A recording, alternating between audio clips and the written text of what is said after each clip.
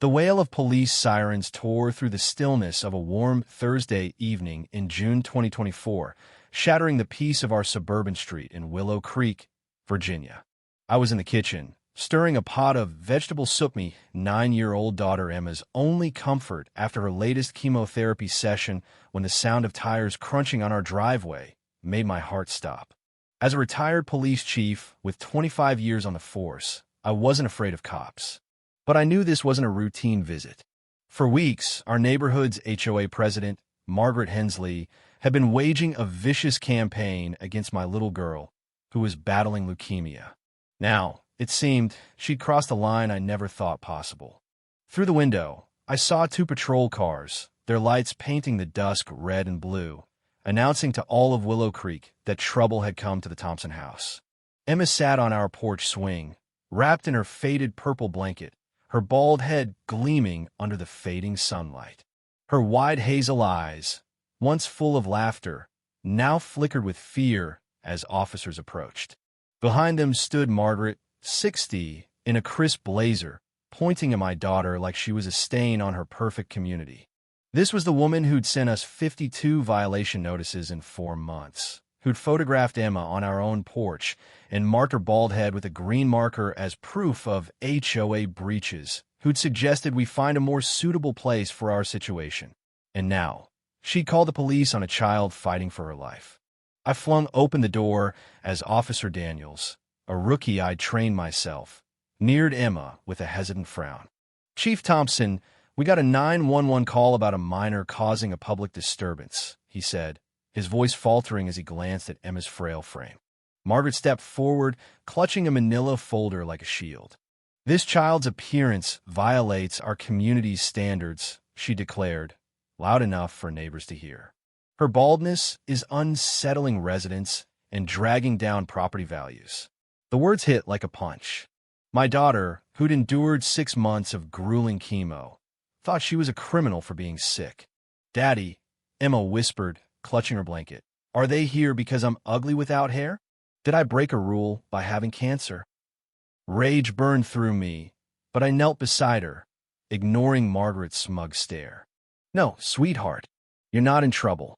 You're the bravest girl I know, and being sick isn't a crime." Her eyes welled up. "Then why did the mean lady say I scare people?" She told Mrs. Carter my head makes the street look cheap. I closed my eyes, fighting the urge to lose control. Margaret had been poisoning my daughter's mind, making her feel like her illness was a shameful flaw.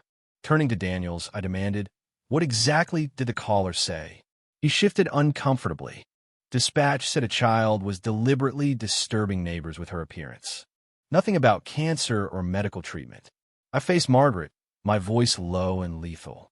"Did you tell 911 my daughter's bald because of chemotherapy?" Her face reddened, but her defiance held. "I reported a violation of HOA rules. Her condition doesn't excuse non-compliance with appearance standards." I could barely speak. "She's 9 and fighting leukemia. You called emergency services over a bald head." Margaret snapped. "If she can't meet grooming requirements, maybe this isn't the right neighborhood for you." Officer Daniels looked horrified. "Ma'am, you called 911 because a cancer patient has no hair?" Margaret doubled down, waving her folder. "I've sent 52 notices since February. This family ignores our covenants. Residents pay for a certain aesthetic, and her appearance disrupts that."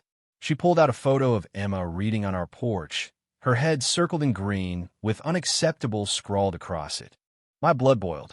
"You stalked my daughter, photographed her, and defaced her image," I said, showing the picture to Emma, who gasped. "Daddy, why did you draw on my head?" "I was just reading."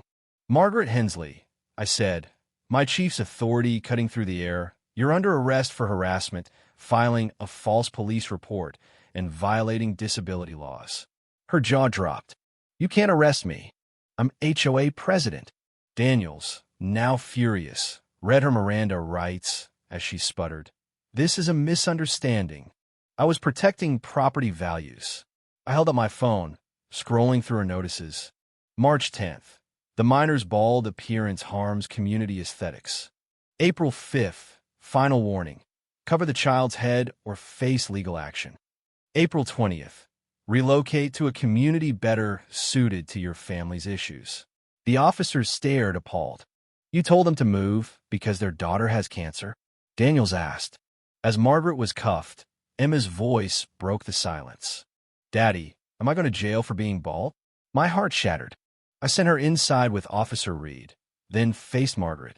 My daughter's endured chemo that would break most adults. She's lost her hair, her strength, her childhood. And you made her feel like a monster for surviving. Margaret's arrogance cracked, but it was too late. She was booked that night, and the story exploded. HOA tyrant targets cancer patient went viral, sparking outrage. Neighbors revealed Margaret's reign of terror, finding a disabled veteran for a messy yard, harassing an elderly woman for unsightly mobility aids. Her preliminary hearing was damning. Emma's oncologist, Dr. Rachel Lee, testified, Margaret's actions caused severe psychological harm. Emma asked me if her cancer made her repulsive. No child should feel that way. The judge sentenced Margaret to 8 months in jail, 3 years probation, 600 hours at a pediatric oncology ward, and $60,000 in damages. She was banned from HOA roles for life. Willow Creek's HOA was overhauled, with new bylaws protecting medical conditions. Emma's case inspired Emma's Law, a state bill shielding families from similar discrimination. By December 2024, Emma's hair began to grow back, soft and wavy. But she'd already embraced her warrior head. I don't want to hide it, she told me, sketching a picture of herself bald, wearing cape.